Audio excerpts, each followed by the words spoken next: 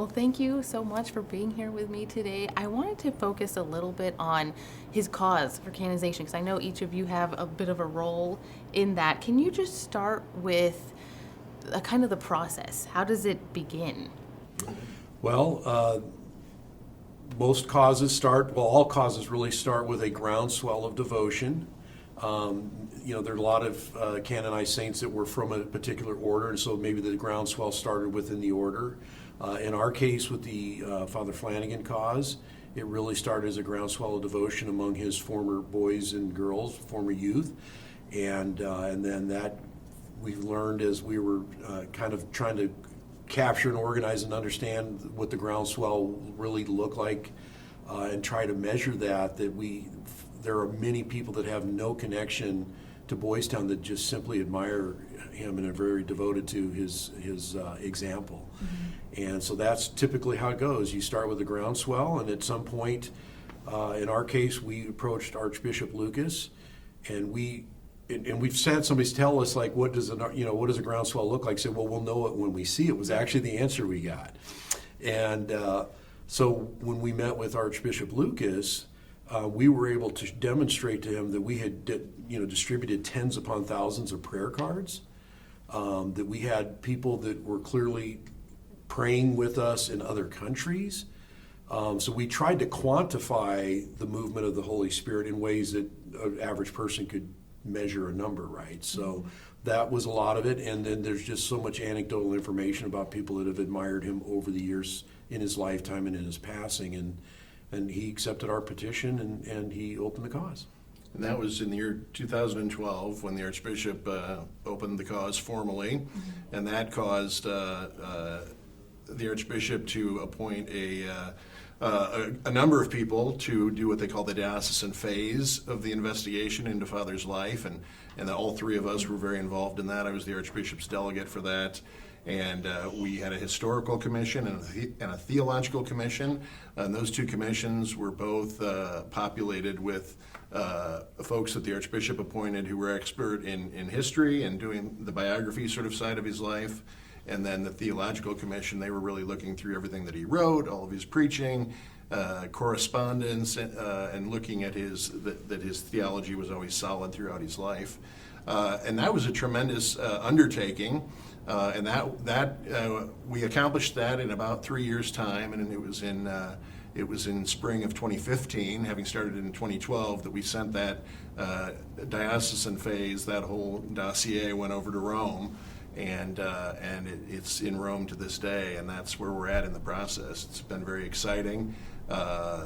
Everything that we did with regard to his life, it was very invasive in the sense of it's thorough and looking into his life. And the more we dug and the deeper we dug, the more and more convinced we became of this man's sanctity, of his holiness.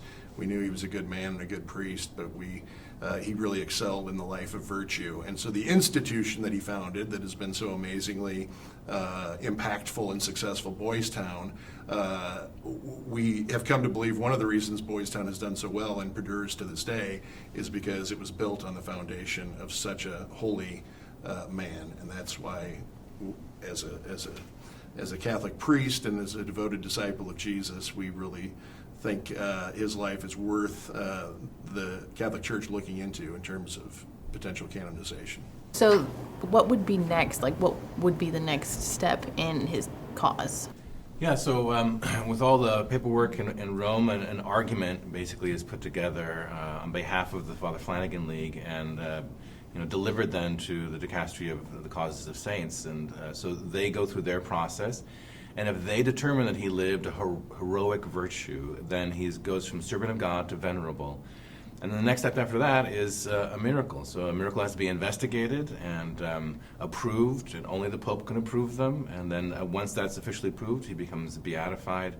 And then the next step is a sainthood. But that miracle, the second miracle that has to happen after he's named blessed. Mm-hmm. So in terms of the timeline, it really is totally up to the Lord to determine how long this is going to take. Right. And I've been hearing a lot, everybody's telling me, they're hoping that this movie helps his cause. What are all your hopes from this movie? Yeah, if the goal is to hopefully move him to the next stages, then the first hope of the movie, I think, is to get people to know who Father Flanagan was, so that they can start to pray to him, and we can get more potential miracles advance then toward the Vatican. I think this particular film, there's been many books written about Father over the years, some better than others. This film is exceptionally well done, and not in book form, but in a more modern form of a film, and I think can be disseminated much more broadly. And once viewed, I think whoever views it, whether they knew Flanagan or not, is going to get not just a look at him, but a really excellent view of his life, which should inspire them to pray to him and ask for his intercession. It'll certainly help Boys Town continue the good work that they do in Father Flanagan's name to this day. But it's an excellent film. I can't say enough about how well done it is. And Spirit Juice Studios and the Father Flanagan League deserve a lot of credit for putting something of this quality, this exceptional quality out, honoring this man as he should be, with a film that really tells the story well. Oh yeah, I would agree. I mean, I loved it. I didn't know nearly as much as now I know after watching the movie. So yes, no, it's incredibly well done. And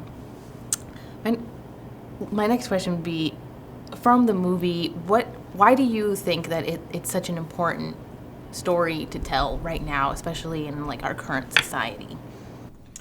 Well, I think, what you see going on today was going on in his time and maybe even amplified. And I think his example is needed now more than ever. And I think he offers a guide for people that want to help families in crisis, children in crisis.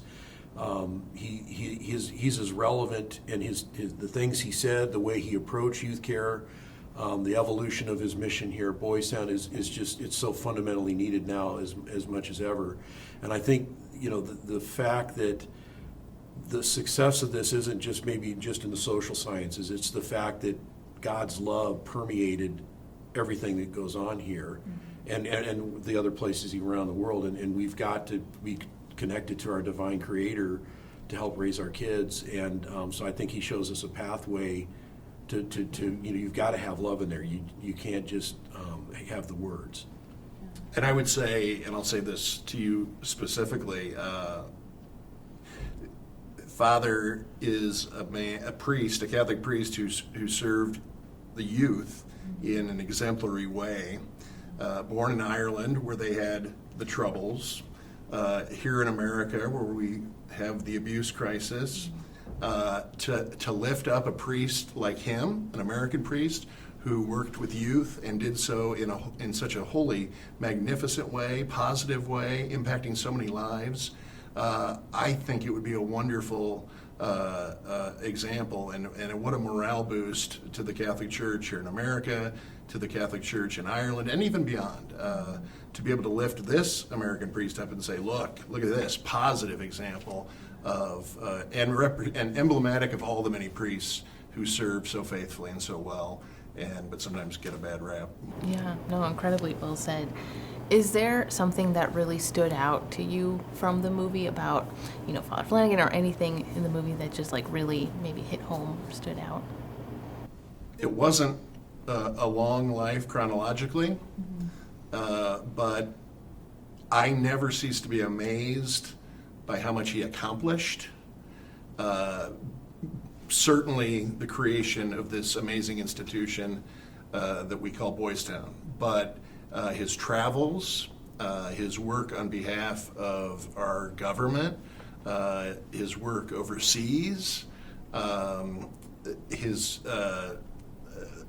the ways in which he worked with folks from other faiths, other religions, at a time when that wasn't really happening.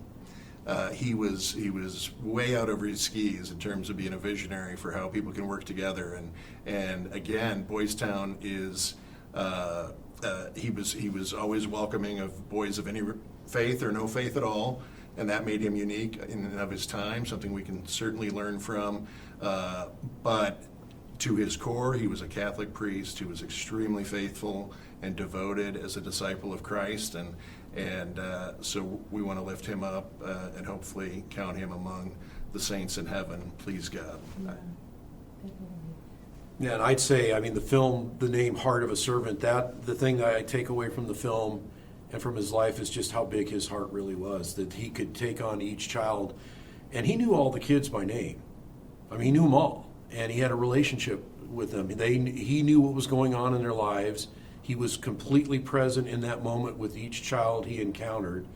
And he, and even when kids would do something wrong, there's a great scene in the film about a kid that wouldn't take communion for that morning and stuff, and there's just the compassion there. But that's the thing, I'm a Boys Town alumnus, and I've talked to some Father Flanagan era alums in the past, and I think people are so quick sometimes when somebody does something wrong to punish.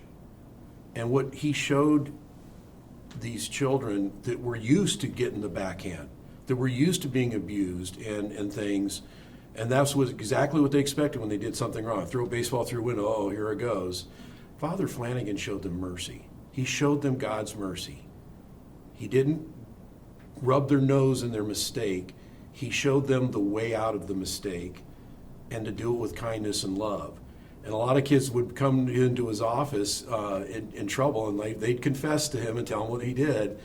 And I think, again, they were waiting for the backhand, and what he would do is he'd open the drawer of his desk and say, "Would you like a piece of candy, dear?" And that's when they knew. I mean, I think he revealed God's mercy and how, we just got to owe up to our mistakes and let's move on and be the better people that God put us here to be. I'm a deacon. I've been a deacon for about 7 years now, and I hear that title, "The Heart of a Servant," and it speaks to my diaconate. And part of, I think, his life of service came from his identity as a priest. He knew he was called to the priesthood, and the film tells a story about how, because of health, he kept failing out, but he maintained. And I think part of the fruit of his life is the fruit of his being faithful to his identity there. And as a deacon, that's what we're called to do as well, to be faithful to our identities as servants in order to serve God's people and allow the Lord to have that bear fruit. Well, thank you so much, all three of you, for sitting Thank and you. chatting with me. I really appreciate it.